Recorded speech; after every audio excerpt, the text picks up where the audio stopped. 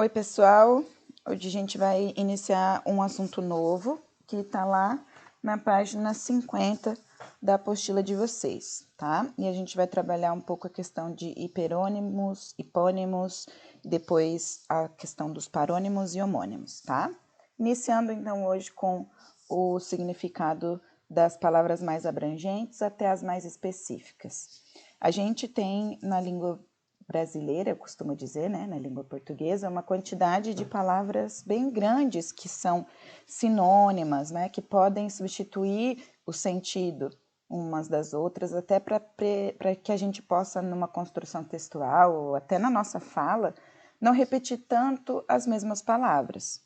Mas essas palavras que a gente tem, que são sinônimas, elas carregam um peso de sentido diferente, mesmo que elas possam se substituir. Por exemplo, quando eu digo, Maria, eu gosto de você. Você sabe, você entende o verbo gostar, você entende o que está acontecendo, e você entende que, se eu disser, Maria, eu tenho um afeto muito grande por você, ou Maria, eu te amo, essas palavras, elas carregam o sentido de apreço, né, de gostar, de querer bem, mas elas têm pesos diferentes. Não é à toa que quando alguém está namorando, costuma-se dizer que para falar eu te amo tem que esperar um pouco porque é muito forte, não vai sair falando eu te amo para qualquer pessoa. Bom, essa questão de mais abrangência, mais especificidade, sentido mais pesado ou sentido mais leve, é uma relação com o sentido que a palavra carrega e que nós, como sociedade, empregamos para ela. Então, apesar de gostar e amar ter sentido parecido, ser sinônimo, nós concordamos que usamos a palavra amor quando esse sentimento é mais forte, né? Que nos leva até a suportar a pessoa, a suportar, por exemplo, atos que a gente não concorda. Sendo que o gostar, a gente pode, às vezes, dizer que não gosta por alguma característica ou coisa parecida. Muito bem. Então, nisso, a gente tem as definições, é para isso que serve a palavra mais abrangente, a palavra mais específica, está aqui com a classificação de hiperônimos ou hipônimos. Então, vamos lá. Os hiperônimos, eles são aqueles que são as palavras mais abrangentes, tá? E os hipônimos, as palavras mais específicas. Assim, por exemplo, se eu tivesse aqui gato, se eu tivesse vertebrado, se eu tivesse animal, se eu tivesse felino. Ó, eu tenho aqui 4 palavras que fazem parte do mesmo reino, né? Mas agora, se eu tivesse que dizer qual que é hiperônimo de quem, qual que é hipônimo de quem. Então, se eu tivesse que colocar a ordem desde a palavra, se eu estabelecesse que a ordem inicia no hiperônimo, então eu teria que colocar a palavra de maior abrangência primeiro. E aí ir fazendo a ordem decrescente. Então, seria dizer, por exemplo, que animal seria o maior hiperônimo entre essas 4 palavras. Na sequência, seria o quê? Vertebrado. Na sequência, felino. E na sequência, animal. Daqui para cá, então, se eu considerar esse sentido aqui, eu tenho desde a palavra hiperônima até a palavra hipônima. Então, aqui eu tenho um sentido que o hiperônimo está primeiro. Se eu mudar o sentido daqui para lá, eu estou indo da hipônima para a hiperônima. Então, a palavra de maior abrangência, hiperônima, a palavra mais específica, hipônima. Aí, na sequência da página do livro, você tem um texto que vai falar sobre o bafômetro.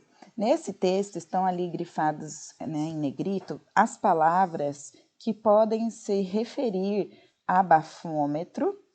Então, são palavras sinônimas, mas de maior abrangência. Pode ver que está aqui aparelho, bafômetro, aparelho de novo, aparelho, aparelho. Tá vendo aqui onde eu estou sublinhando? Então, todas as vezes que foi usada a palavra aparelho, se referia a bafômetro. Mas você sabe, bafômetro.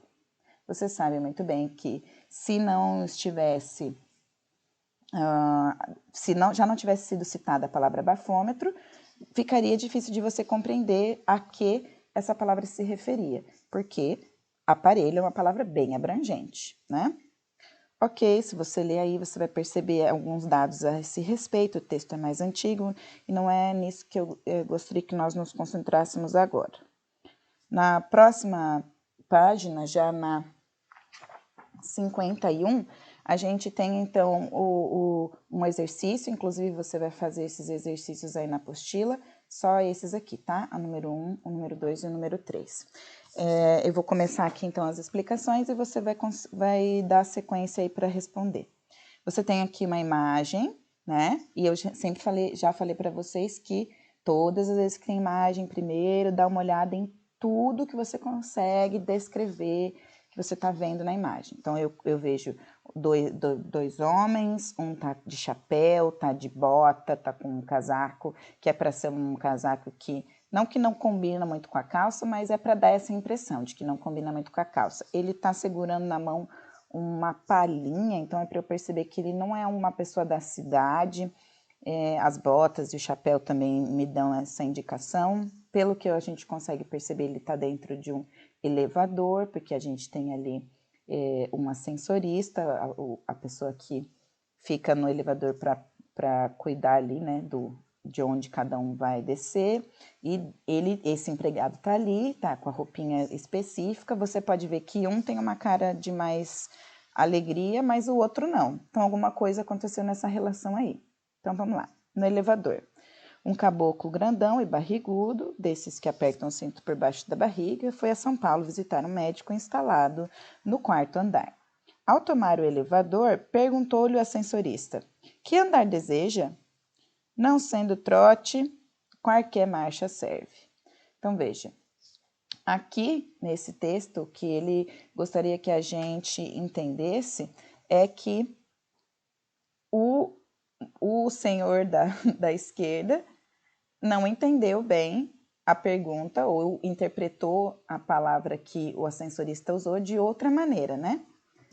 O que causou essa carinha de indignação aqui no ascensorista é que ele não estava se referindo à mesma coisa que o grandalhão entendeu, né? A gente consegue perceber que o significado da palavra andar para cada um deles foi diferente, porque, obviamente, o ascensorista queria saber qual que era o andar do prédio, né? Qual que era o piso, se é que eu posso dizer assim, que o senhor queria ir. E o senhor entendeu qual era o ritmo do caminhar, do andar. Então, veja, a mesma palavra, ela tinha significados diferentes. Então, a gente estudou semana passada, ela é polissêmica, né? Ela tem uma pluralidade de significados. E ela causou aqui, nesse caso, um efeito de humor. Obviamente, eu sei que você não morreu de rir aí, mas ela causou um humor porque o senhor usou um outro significado que ele conhece para tentar aí emplacar uma piadinha com o ascensorista. Bom, depois que a gente tem essa explicação, você vai responder aí na sua apostila a questão 1, a questão 2 e a questão 3 para o fechamento da nossa aula de hoje, tá bom? Um beijo, até mais, pessoal!